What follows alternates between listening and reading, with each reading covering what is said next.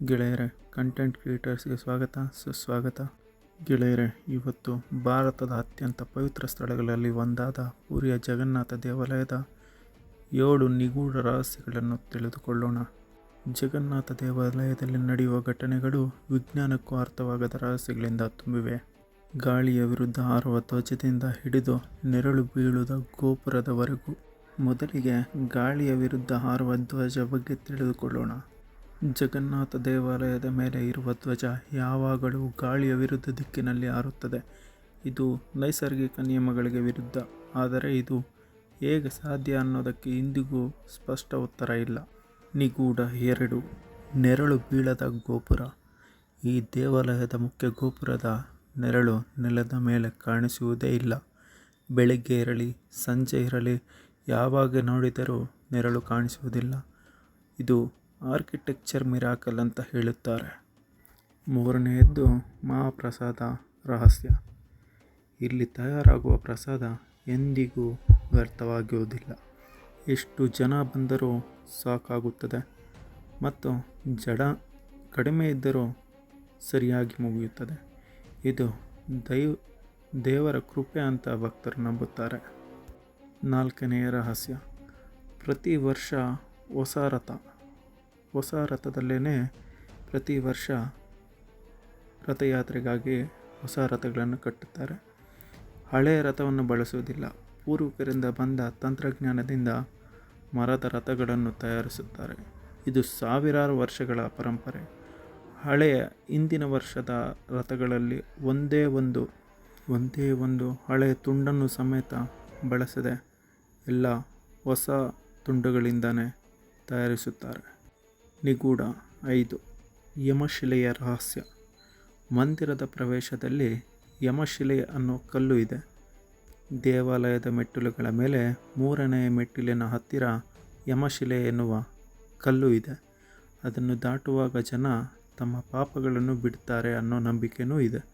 ಆದರೆ ಈ ಕಲ್ಲಿನ ಹಿಂದೆ ಏನು ರಹಸ್ಯ ಇದೆ ಅನ್ನೋದು ಇನ್ನೂ ಗೊತ್ತಿಲ್ಲದೆ ಹಾಗೆಯೇ ಉಳಿದಿದೆ. ನಿಗೂಢ 6. ನಭಕಲೇಬರ. ಜಗನ್ನಾಥ ದೇವರ ಮೂರ್ತಿಯನ್ನು ಕೆಲವು ವರ್ಷಗಳಿಗೊಮ್ಮೆ ಬದಲಿಸುತ್ತಾರೆ. ಇದನ್ನು ನಭಕಲೇಬರ ಅಂತ ಕರೀತಾರೆ. ಹಳೆಯ ಮೂರ್ತಿಯ ಒಳಗಿನ ಪವಿತ್ರ ವಸ್ತುವನ್ನು ಹೊಸದಕ್ಕೆ ವರ್ಗಾಯಿಸುತ್ತಾರೆ. ಈ ಪ್ರಕ್ರಿಯೆ ನಡೆಯುವಾಗ ವೈದ್ಯರು ಸಮೇತ ಬಂದು ತಪಾಸಣೆ ನಡೆಸಿದ ನಂತರ ಹೊಸ ಕಳೇಬರಕ್ಕೆ ಆ ವಸ್ತುವನ್ನು ವರ್ಗಾಯಿಸುತ್ತಾರೆ.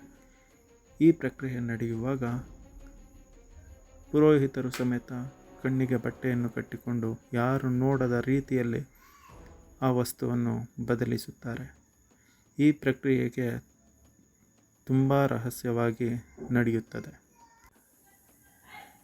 ನಿಗೂಢ 7. ರಥಯಾತ್ರೆಯ ಶಕ್ತಿ. ರಥಯಾತ್ರೆ ವೇಳೆ ಲಕ್ಷಾಂತರ ಜನರು ಒಂದೇ ಸಮಯದಲ್ಲಿ ರಥವನ್ನು ಎಳೆಯುತ್ತಾರೆ. ಈ ಉತ್ಸವದಲ್ಲಿ ದೇವರು ಸ್ವತಃ ಜನರನ್ನು ಭೇಟಿ ಮಾಡಲು ಹೊರಗೆ ಬರುತ್ತಾರೆ ಎಂದು ನಂಬಲಾಗಿದೆ. ಇದು ಭಕ್ತಿ ಮತ್ತು ಸಮಾನತೆಯ ಸಂಕೇತ. ಜಗನ್ನಾಥ ದೇವಾಲಯವು ಇದು ಕೇವಲ ದೇವಸ್ಥಾನ ಅಲ್ಲ, ಇದು ರಹಸ್ಯಗಳ ಖಜಾನೆ.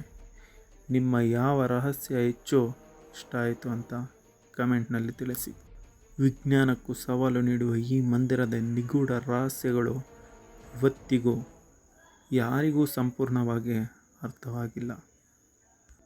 ಜಗನ್ನಾಥ ಮಂದಿರವು ಇದು ಕೇವಲ ಮಂದಿರ ಅಲ್ಲ, ಇದು ಕೇವಲ ಒಂದು ದೇವಸ್ಥಾನ ಅಲ್ಲ, ಇದು ನಂಬಿಕೆಯ ಶಕ್ತಿ ಮತ್ತು ರಹಸ್ಯಗಳ ಅದ್ಭುತ ಲೋಕ.